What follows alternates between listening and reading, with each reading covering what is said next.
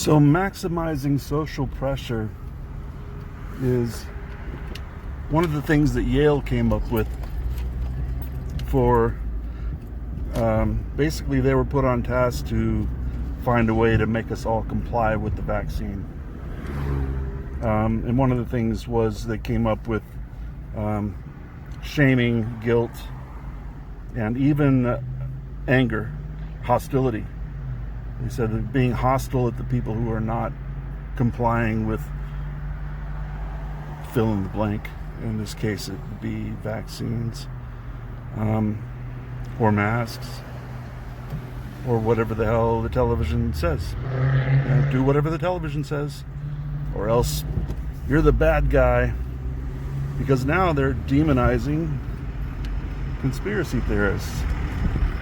If you believe something that's not in the mainstream news, then you are a conspiracy theorist. And not only that, you are dangerous to society. You endanger the health of other members of society. Now, that sounds like absurd fiction, but that's exactly how they're labeling it right now. Good day. I wanted to talk to you about conspiracy theorists. So it's turning out that the powers that be are going warp speed into, quote, disinformation or misinformation, and conspiracy theories, dangerous conspiracy theories. But it's not just going after them as in labeling conspiracy theorists domestic terrorists to justify using the cybercrime division of the Army to combat it. But they're also using social means by belittling and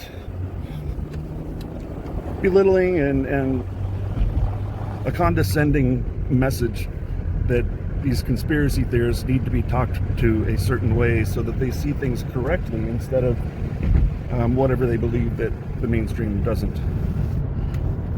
And they're taking the tone that all conspiracy theories have no validity, they have no,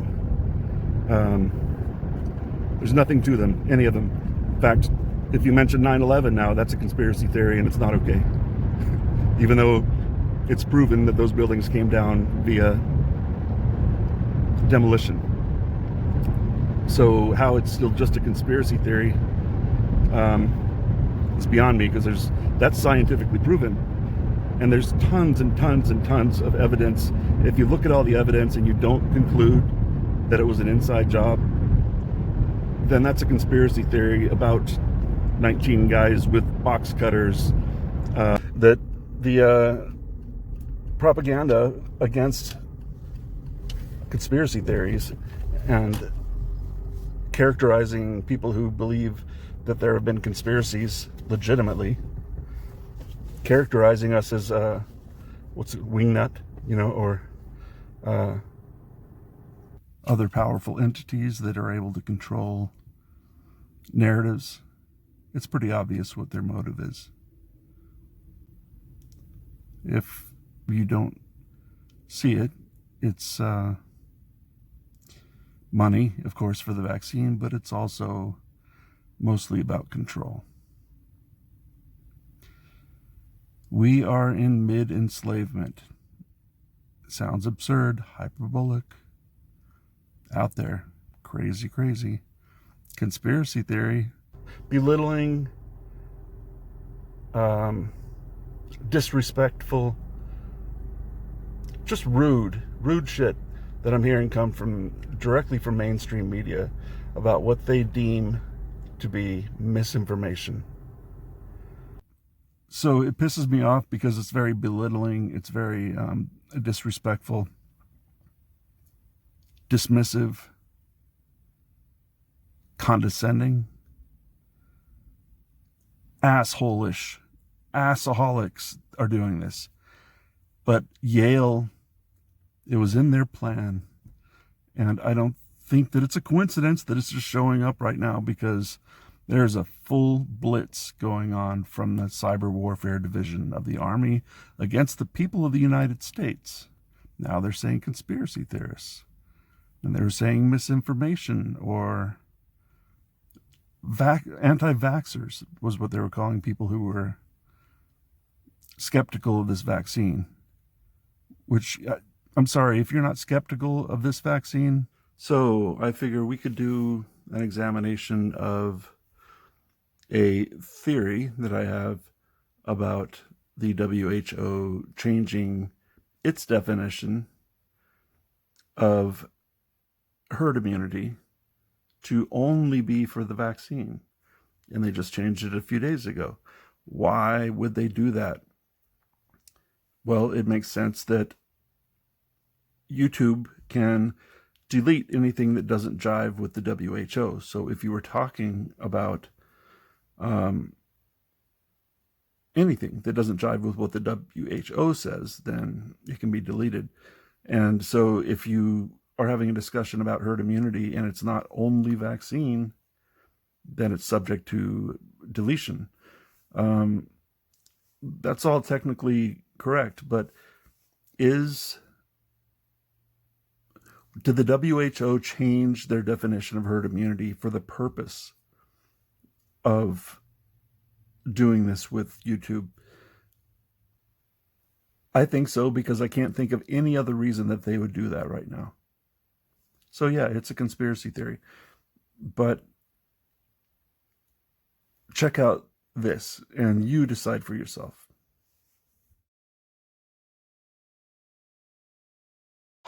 To have a debate about herd immunity is nonsensical. That's like having a debate among physicists about gravity. So for us to discuss whether we should use herd immunity, that's like having two pilots in an airplane discussing whether they should use gravity as a strategy to get the airplane down on the ground. Here's June 9th before he said that, when it very clearly states immunity, it's either vaccine or immunity developed through previous infection. So going to the point, November 13th, after that statement was made, after this massive vaccine push, now it says herd immunity is a concept used for vaccination. Herd immunity is achieved by protecting people from a virus, not literally, actually saying not by exposing them to it.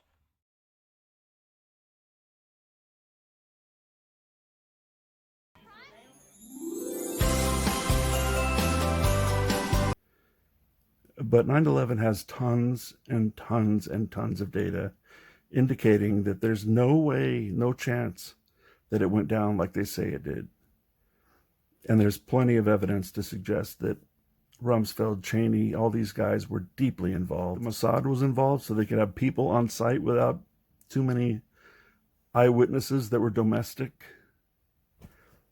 That's theory. That's theory. I don't know who put the nanothermite on the beams in the Twin Towers, but that's what happened. Somebody put nanothermite on the beams to bring down the Twin Towers at free fall, rate of gravity, free fall. Stories below don't block the ones above, just free fall. That's mechanically impossible by itself. Flying over the most protected space on the planet, which is the Pentagon, and not getting shot down. But it's just a conspiracy theory that the Secretary of Transportation said on the stand that Dick Cheney told them to stand down and not shoot down the plane before it hit the Pentagon. Literally let it happen. Very, very willfully. So, still a conspiracy theory? Secretary of Transportation, I think that's fairly reputable. So, what about Jeffrey Epstein? Conspiracy theory. He hung himself. End of story. He hung himself. And all the cameras just happened to be out right then. When more than one camera failing, when they have like a wall of monitors to watch everybody, having one camera fail is like, you need to get it fixed right away because you get just a blank screen there. Having two fail that are on the same cell, it's so, and every single question you ask about it, it's shenanigans, you know? But that's a conspiracy theory. Now, if you name certain aspects of medications that are going to be distributed and pressured, if not forced, if you talk about some of the negative aspects of it, that's a conspiracy theory. Even if the manufacturers said it for themselves that those are the side effects. So they're demonizing conspiracy theorists, and you can count on it ramping way up very soon and demonizing anybody who doesn't believe the official narrative, which is a huge percentage of the population. Started for me, I didn't sign up to be a conspiracy theorist. To be labeled a conspiracy theorist is kind of like being diagnosed with a low-level leprosy. Socially, close friends or family, if I talk about certain things, will suddenly throw a flag up and say, oh, conspiracy theory, don't listen anymore. No, it's like, I know things that are not mainstream knowledge, and I'm really eager to share them. And it's not that I'm trying to say that I know more than somebody else, but it saddens me that somebody who knows me won't even consider my point of view. Anyway, out of character rant, but